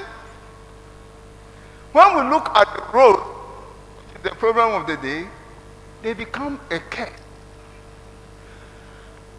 What it means is that the rocks here are very complex. They easily disintegrate. So, from Government Hill, you don't know Government Hill. The VC, if you visit the VC, he stays at Government Hill. If you walk from Government Hill right to the top there. What you just said confirms why we need open-minded cultural relativism. Remember, so we said that when we come, they should come and see us, geologists. Let's be on your board. If you are not there, we will laugh at you after 3 years. Thank you so very kindly. So see them, and then they will help you to have solutions to that. Because of time, we don't want to go too much into this. So more one or two, we accept one or two, and then. Hello. Our thoughtful questions. Following the. Oh, okay. Yes, I'm trying to give some reasons why the condition of our roads are that bad. And it is true that we have a lot of mining companies around, but we know that royalties and then monies that are generated actually go to the central government, which the seat is in Accra. And they see to it that resources are actually provided for specific places. So it is a role of central government to ensure that where the money is coming from is taken care of. In fact, what you are seeing is an improvement because it became so bad that we're breaking down on the road. And the president himself came to experience it. After which they came to improve it a little. So what you are seeing is a modified version of it. Again, the assembly, they used to have mobilization. I think they have a unit that used to fix the roads. Some of us have been here for quite some time. And for the past 5 or 6 years, we don't see them working. Normally when there is a pothole, they will come and fix before the main work is done. And also I want to say that some sections of the roads are being worked on by specific companies. At least if you take the Government Hill, and UMAT make sure that the potholes are filled. If you take a section of Tamso, I think it is Goldfields or so, and then specific places are being worked on by the individual companies. But the entire road network or the main road is the work of the central government, which I'm afraid is not, doing that. Thank you. Thank you very much. So we allow Grace because of time. We'll have to pause. When we finish, we can say engage. We are colleagues. I think some of the things I wanted to ask, she has said it. That where does the money goes? The money that Modesta is talking about, where does it go? And what is the role of the people of Takwa in ensuring that the money that goes to the central government, they have their share in terms of infrastructure in the community. So what is the role of the people of Tarkwa, the citizens? Because the money comes from here and they are not seeing anything in terms of infrastructure, especially the road leading to Tarkwa and out of Tarkwa. So these are some questions we are also, per the evidence we are giving, if they are generating so much, maybe the people who come and take the gold, they take a flight or a helicopter or something, so they don't see the road. It's Thank you very much. So, Madam Modesta will give final words. Yeah, I'd wished to hear from most of you, but as Reverend said, our time is fast spent. So when we are done, I mean, we'll still be here, so we can interact more. But all these questions you are asking, they are very, very important. These are the things you need to do to solve problems as a critical thinker. So let's just ensure that our students know this. They do this as much as possible so that the skill will be sharpened and they can solve the problems of the world. Thank you so much for your attention. Thank you very much. So we're going to sit down. Just when I sat down earlier, one colleague asked me whether we have materials for you. This is a product for me. It's as a result of my PhD. I pulled some part and then added to it. So this is introductory logic and critical thinking. Because it was published in the US, the cost is very high. But I arranged with them so that I could have local publication of it. And so when I did, it came to 50 Ghana cedis. So this whole thing is 50 Ghana cedis. I brought only 5 of them because I couldn't bring too many of them. So there are 5 copies. It's 50 Ghana cedis. The things that we've discussed, you see them in and more that you need. And when the project actually starts, we will collaborate so that we help them to get a lot more material for it. We thank you very much.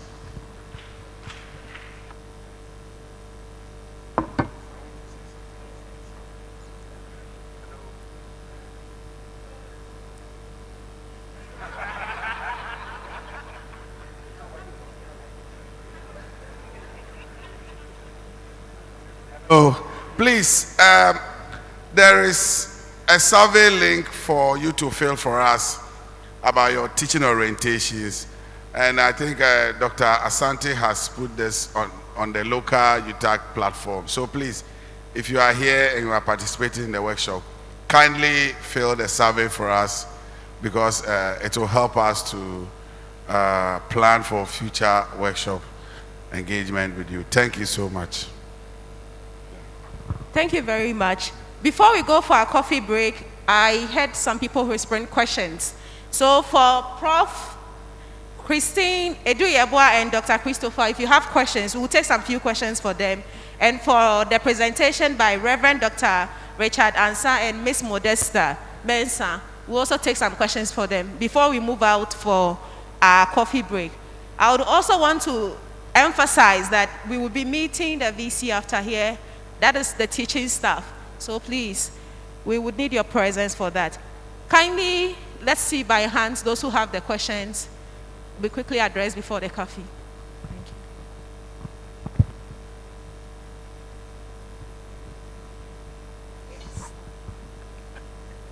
you. Yes.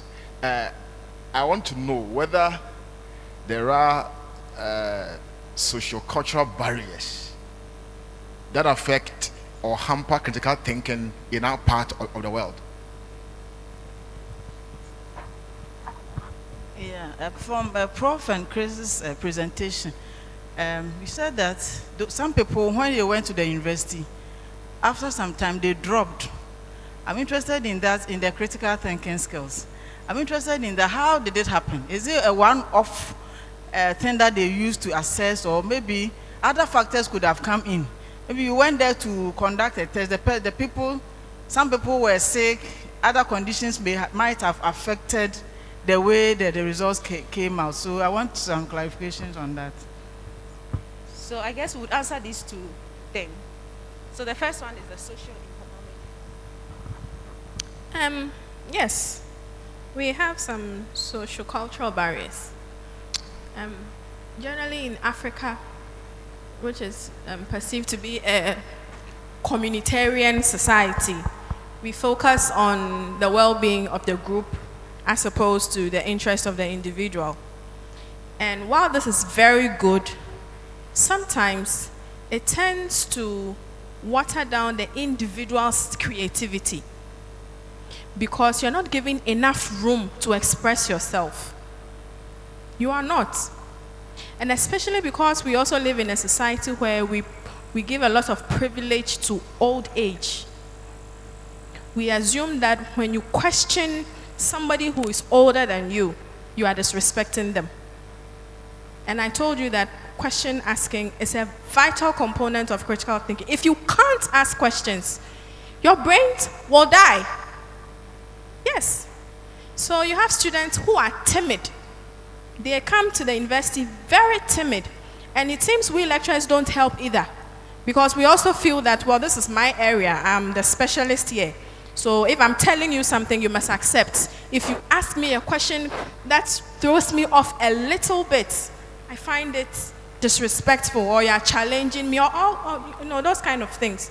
These are all sociocultural things that we pick up, and they really do hamper critical thinking. So please, culture changes with time and with the problems that arise. Let's change with it.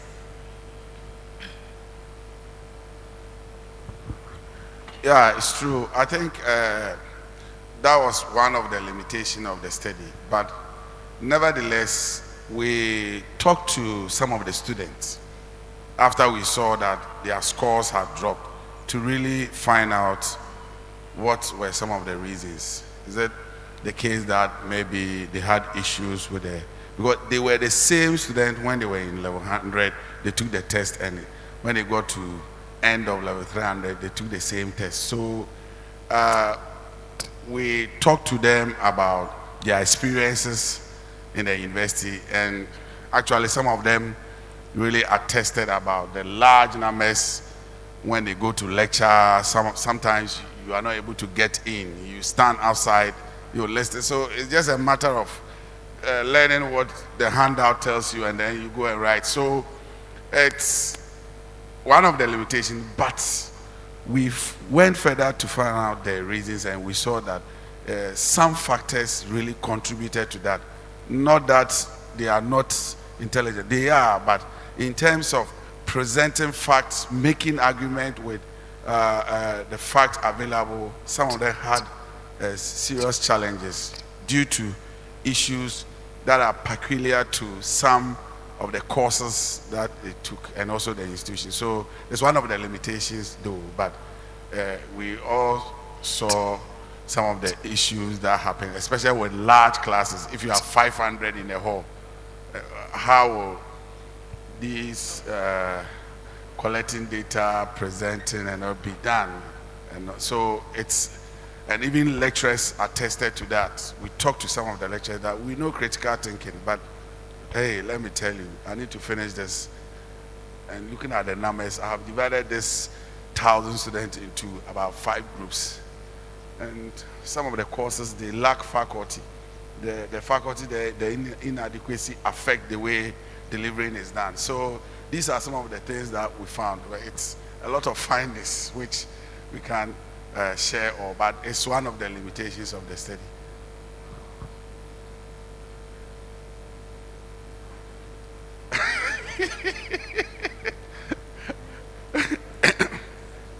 So in our next session, we're going to talk about teaching strategies and things that you can do to, when you have large numbers, to at least inculcate critical thinking in your students. So that is why this workshop has become important for us. Okay.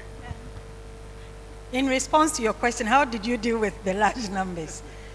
It was a research, and our findings have been presented. You know, many times you do your research and you put your findings on the shelf, but we didn't do that.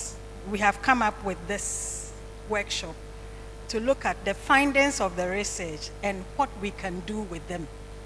So one of the things we can do with the findings is to brainstorm is to look at how those skills can be incorporated in our course outlines and to see practical ways of using some of these skills in the class. So how we dealt with some of the challenges is what we are here for today. More questions, I think.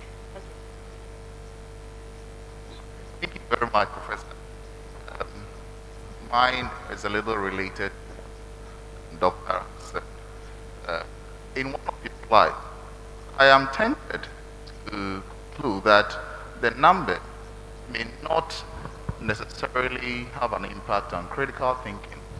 Because when you look at the graph and you pay attention to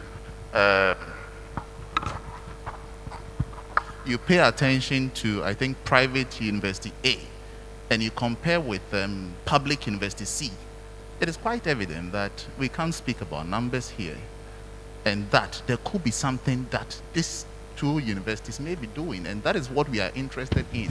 That what exactly are they doing different that private university B and then public university D are not doing? And that is what we want to know. So we'll take 2 more questions and then. Thank you very much. I think my question is already related to that. Maybe she will be able to answer it well in terms of number of students and the impacts on the study. Thank you very much. I also want to say that my questions have been addressed, but I have this intervention. I listened to Reverend the other time when he talked about data analysis, and he said, as a researcher, you must be able to be well grounded in your data analysis. I want to suggest, because all of us here, we are researchers, it's better to carry experts in data analysis along when we are doing our researches, because I'm in mathematical sciences. I teach statistics, and we have seen how people have abused these statistics. You have metric data, you have count data, people will use the tools for metric data to do that of count, things like that. It's just an intervention, that people should carry experts along when they are doing their. Please, let's take some more questions from the back.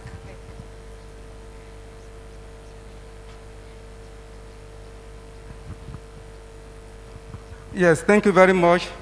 Well, to me, I can say that you can only reason more objectively when your brain is not super saturated with stresses. And that comes to the question, in your own opinion, what is the relationship between critical thinking and enabling environment as a factor? I'm saying this because the third lecturer mentioned that he gave a question to a student, how many slots, and so on, and the student didn't answer well. It may not be ordinary, honestly, from my experience. Because when you ask a 500 level student or 200 level of giving very outrageous answer, then you wonder that it may not be ordinary. Do we care to investigate that after the lecture? Call the student and say that answer to the question was quite wrong. What is the problem? I'm saying this because I have an experience. I gave a question to a student, a 500 level student, and the question was just out of it. But I took the time, I was not annoyed. After the lecture, I called him, only to observe that the student had just come back from where he went to do a menial job, digging for people, digging soak away to survive. So that's what I'm saying. Is there no correlation between that? Even as lecturer, you are talking of pay, take-home pay. You are in Takwa here. Your take-home pay cannot take you to station there. And you are living far away from station. Your take-home pay cannot take you to station. Before the 15th of the month, the salary is exhausted. How do you want to think critical? To me, the way you cannot, part of the thinking thinking is going to salary, you are going to solve your domestic problem. I'm telling you. So please, you have to research into that. I employ you to research into that. The relationship between the salary that, some of our students who graduated with third class, when they go abroad, they perform wonderfully well. Why is it? It's because the environment is very conducive. Thank you, sir.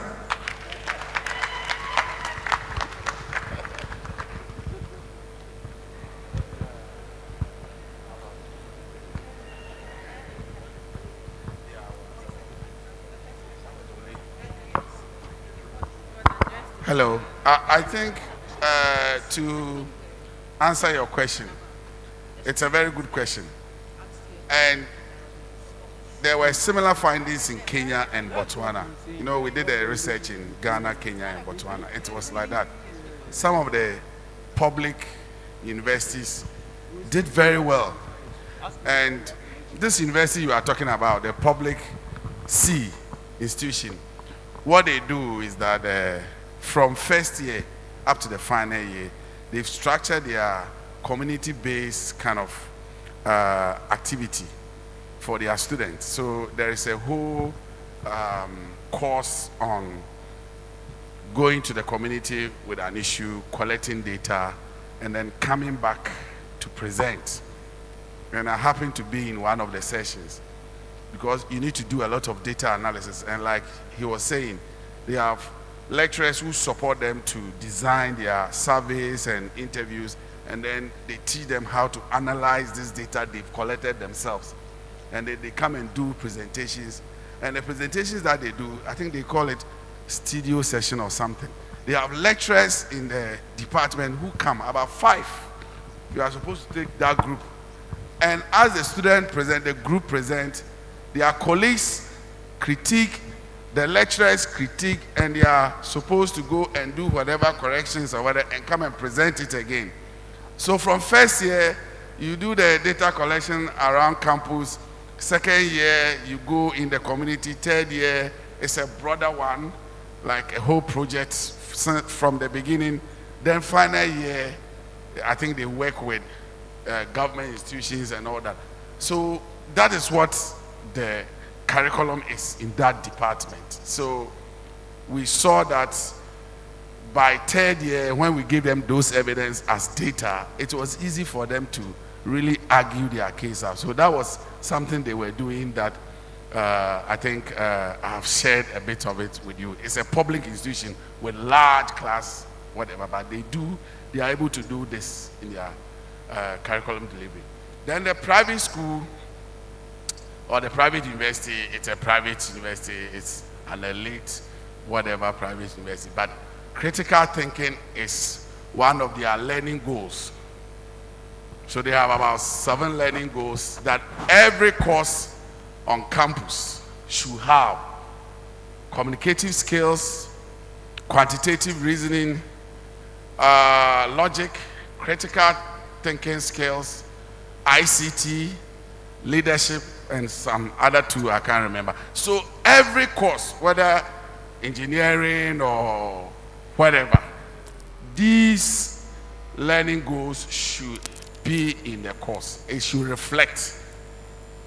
And so for them, it's part of what they do every day. It's a culture for both faculty and what students. Students are able to design marking scheme for the lecturer, rubrics.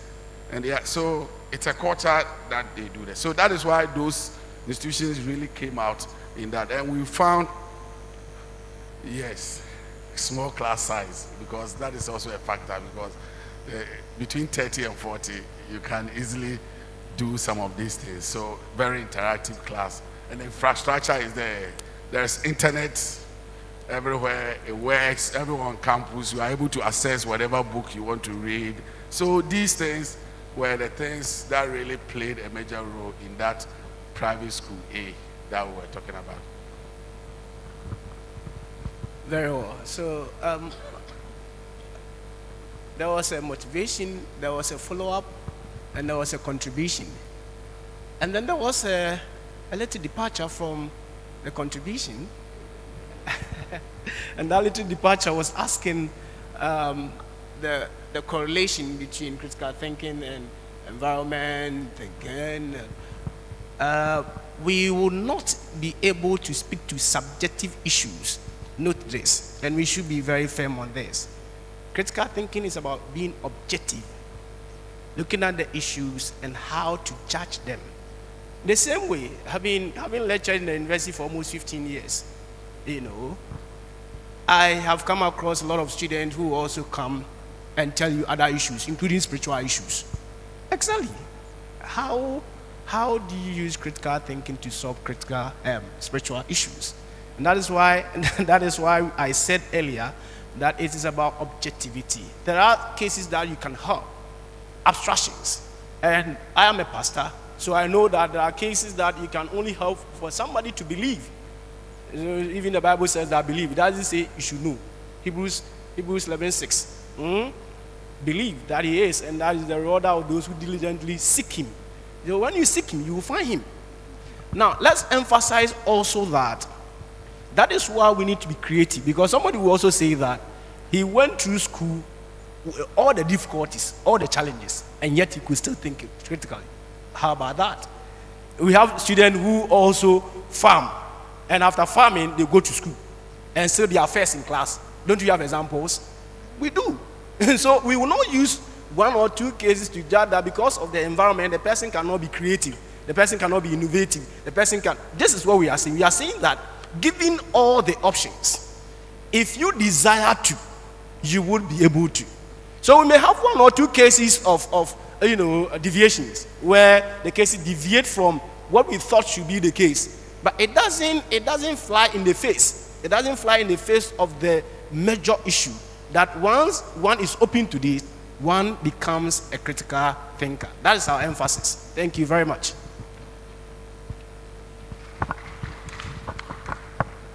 Thank you very much. I believe we still do have some interesting questions. However, right now we are going for our coffee break, after which when we come back, we will be engaged in a wonderful exercise and most of our concerns will be addressed.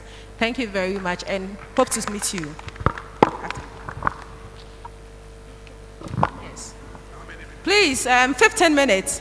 I think should be fine. Thank you. So, what's the time? Exact time. 10 after 1. Okay, so hopefully 10 minutes after 1, we should all be gathered here and seated for the next session. Thank you. The coffee is where the coffee break is taking place at where we had the breakfast, right behind us, in front of seminar room 1. For our visitors, let me take you.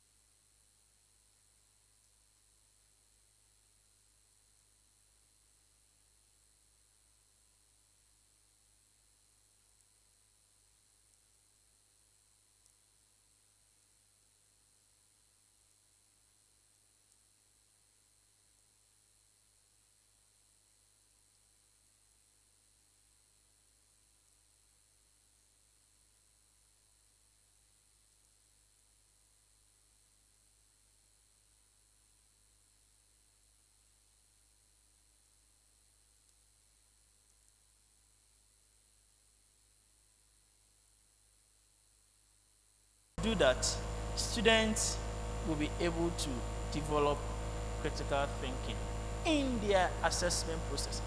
I mentioned that sit down and review your questions. There is a strategy that we use to distribute questions along this path. We call it the table of specification. If you take unit 1, let's say physics, you did law of flotation. You've taught that. If you are going to set questions on that, how many will be under the knowledge or come from knowledge? How many will be for comprehension? How many? So if you're able to distribute questions along that path, you realize that you see the trend for your questions. There are instances where 3 or so are multiple choice. If you have 4 options, a student technically has, so with the standard type, you have the theme, you have this ball in the water and what is it fruit. After removing the ball, Henry puts it, draw what you think. Why did you draw the picture? They did that. But the next one has, you want them to explain why they did it or why they chose that. Here the answers are there provided. So because this or that, because of that, then you can select which one suits the option. Good. We can also talk about the essay type. The essay type. So I believe that the multiple choice. You can also talk about the essay type. In the multiple choice, some will call it the objective, and they come in 2 forms. We can have the extended response, and we can restrict students' response. So when you look at the first issue, you say that discuss essay and multiple choice type questions. So the learner can choose which angle to take it from. The second one, where we are restricting, we say that they should compare essay and multiple choice, but in relation to geology, social studies, and igneous working. So you restrict the learner. The restriction helps when you have a large class. Some students, one of the disadvantages of essay type is what we call bluffing. Bluffing. They will write down 2 pages, 1 point. But when you restrict them, they go straight to the point, but in their own words. Now, whether you restrict raw one, discuss 4 ways, blah, blah, blah, explain, blah, blah, so you contextualize the issue. Those who don't know why they are doing that course, have you come across some of those students? Sometimes the mother says, I want you to be an engineer. You go. So he's in the class, the engineer, you can be the better than. So when you start contextualizing questions, is that what we do? Say yes. Then it's kind more. So when you contextualize questions, it helps learners to more. They won't go and see justify with 3 reasons. They'll go and see the problem, and they have to solve the problem. So bring the problem to them in the classroom by contextualizing their is done. I think it will help learners to be very, very creative and develop their critical thinking. Round. Example. You go to the nursing school, they have beautiful questions. And take care, the teacher said, produce 4 ways of how will you manage somebody with eclampsia. So, take care. So they go back to the context is that when you set context and you've written the question, cover the context and see if the question can be answered. So like the example like Antiochia blah blah blah. List 4 signs ink. But if you cover it and the question